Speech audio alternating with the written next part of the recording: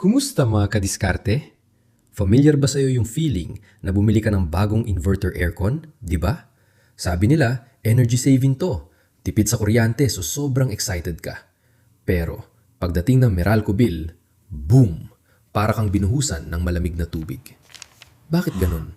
Sa paliwanag na to, alamin natin kung bakit nangyayari yan at kung ano ba talaga ang tamang diskarte para dyan. Matindi to, tingnan nyo ha. Para lang magka-idea tayo kung gano'ng kasakit ito sa bulsa, ang singil ng Meralco mahigit 14 na piso kada kilowatt hour. Grabe. Isipin mo na lang no, bawat isang oras na naka-on yung aircon mo, yan ang katumbas na binabayaran mo. Kaya pala, kahit konting-konting adjustment lang sa paggamit, ramdam na ramdam agad sa bill. So ito na nga yung malaking tanong, di ba? Bumili ka ng energy saver, pero bakit parang mas lumaki pa yung bill mo? Ano to? Scam? Sira ba yung technology? O baka naman may mali sa paraan ng paggamit natin? Yan ang bubusisiin natin. Okay, simulan na natin tong investigasyon sa The High Bill Mystery. Huwag mag-alala, hindi to magic at lalong hindi to scam.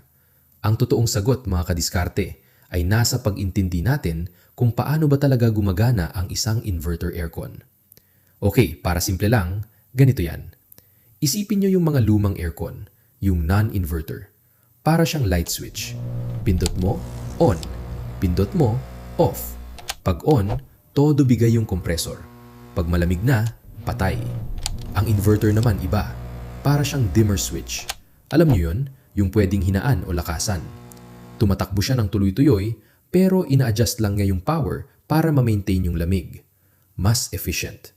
Pero, eto yung malaking pero, gagana lang yung pagiging matipid niya kung tama ang pagpili at paggamit natin sa kanya. At dyan mismo tayo magsisimula. Kasi bago pa man natin pag-usapan yung mga habits natin sa paggamit, yung pinakaunang diskarte para makatipid ay nasa pagpili pa lang ng aircon. Dito pa lang sa tindahan, dito madalas nagsisimula ang problema. Okay, diskarte number 1. Alamin ang secret code na to. CSPF or Cooling Seasonal Performance Factor. Sa lahat ng numero na makikita mo sa aircon, ito ang pinaka-importante. Ito yung official energy efficiency rating dito sa Pilipinas. Isipin mo na lang na ito yung kilometers per liter ng aircon. The higher, the better. So pag tumitingin ka ng aircon, paano babasahin yung dilaw na energy label na yan? Simple lang. Una, hanapin mo yung CSPF rating. Tandaan, mas mataas, mas maganda, mas matipid. Yung mga stars, visual guide lang yan. So kung gusto mo ng pinakamatipid talaga, puntirahin mo yung 5-star unit. Sure yan na ang CSPF niyan ay 4.01 o mas mataas pa. Pero hindi lang CSPF ang labanan dito. Diskarte number 2, sukat. Super importante nito. Kailangan yung horsepower o HP ng aircon mo sakto lang sa laki ng kwarto mo. Parang si Goldilocks, di ba? Hindi pwedeng sobrang liit, hindi rin pwedeng sobrang laki. Dapat just right. Kasi kung kulang sa laki yung aircon mo, parang kang nagpapatakbo ng marathon araw-araw. Pagod na pagod. Walang tipid doon. Pag sobrang naman sa laki ang mangyayari, sobrang bilis lumamig, kaya bigla siyang hihinto. Magiging on-off siya. Parang non-inverter din. Sayang lang yung binayad mo for the inverter tech. Okay, so let's say nakapili ka na ng perfect unit. Sakto ang HP, mataas ang CSPF. Tapos na ba? Hindi pa. Dito na papasok yung pangalawang kalahati ng laban, mga kadiskarte, ang ating mga cooling habits. At promise, dito maraming sumasablay. Ito na siguro yung pinakamalaking pagkakamali ng halos lahat. Yung laging pag-on and off. Kasi nakasanayan natin sa lumang aircon, di ba? Pag alis, patay. Pero sa inverter, iba ang laro. Bawat pindot mo ng on, para kang nag-aarangkada ng kotse from zero. Doon siya kumakain ng pinakamalakas na kuryente. Ang goal niya kasi is to reach the target temperature as fast as possible. So kung aalis ka lang naman saglit, mas matipid pa na i-adjust mo na lang yung temperature pataas kesa patayin mo siya completely. So ano yung tamang temperatura? Yung sweet spot na nire-rekomenda ng Meralco at ng mga eksperto. Ang magic number ay 25 degrees Celsius. Tandaan nyo yan, sakto lang. Hindi ka giginawin, komportable ka, at higit sa lahat, yan yung isa sa pinaka-energy efficient na setting para sa balancing comfort at savings. Ito pa, isang matinding diskarte, lalo na sa gabi. Subukan nyo to. Ang tawag dito, the 2-hour power rule. Ganito lang yan. Bago ka matulog, iset mo muna sa 24 degrees para mabilis lumamig yung kwarto. 'Di ba? Para masarap yung umpisa ng tulog. Tapos, gamitin mo yung timer. Iset mo na after 2 hours kung saan siyang tataas sa 26 or 27 degrees. Alam mo, dahil tulog ka na, hindi mo na yan mapapansin. Pero yung metro ng kuryente mo ay siguradong mararamdaman niya yung pagtitipid. Galing, no? At syempre, hindi kumpleto ang usapan kung wala yung huling piraso ng puzzle. Ito yung bagay na madalas nating nakakalimutan.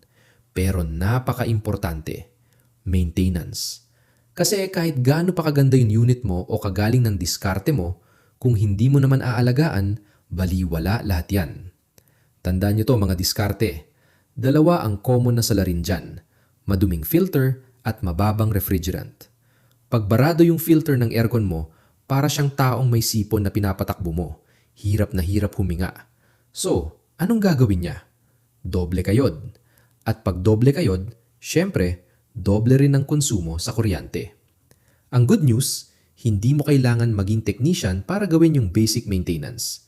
Ito, simpleng checklist lang na pwede mong gawin every quarter or every 3 months. Una, hugasan mo yung air filters. Madali lang yan. Pangalawa, silipin mo yung outdoor unit. Alisin mo yung mga dahon o basura. At pangatlo, i-check mo yung drain line kung may bara. Promise, malaking bagay na yan para manatiling healthy at efficient yung aircon mo. So, ayan, nakita nyo na? Hindi pala scam o dayang inverter. Promise, kailangan lang talaga ng tamang diskarte mula sa pagpili hanggang sa paggamit para ma-unlock yung totoong potential savings nito. At gaano kalaki ang matitipid natin? Well, ayon mismo sa Department of Energy, kung tama ang paggamit mo sa isang inverter aircon, pwede kang makatipid ng hanggang 40% kumpara sa non-inverter. Matindi yun, 40%. Isipin mo yung Meralco bill mo, tapos bawasan mo ng 40%. Ang laking ginhawa nun. So, para i-recap, ito yung 4 na susi nyo para sa mas mababang bill. Una, pumili ng tama. Itugma mo ang HP sa laki ng kwarto at hanapin yung may mataas na CSPF. Pangalawa, iset ng tama. Targetin mo yung 25 degrees at please iwasan yung laging on and off. Pangatlo, gamitin ng matalino. Gamitin yung mga timer at yung 2-hour rule. At pang-apat, alagaan ng mabuti. Linis ng filters quarterly at magpa-professional service regularly. Ayan mga kadiskarte, ngayong alam nyo na yung mga susi sa pagtitipid, ang tanong ko sa inyo, sa lahat ng napag-usapan natin, ano yung isang pagbabago na sisimulan mong gawin agad-agad para makita yung difference sa bill mo? Nasa sayo na ang diskarte.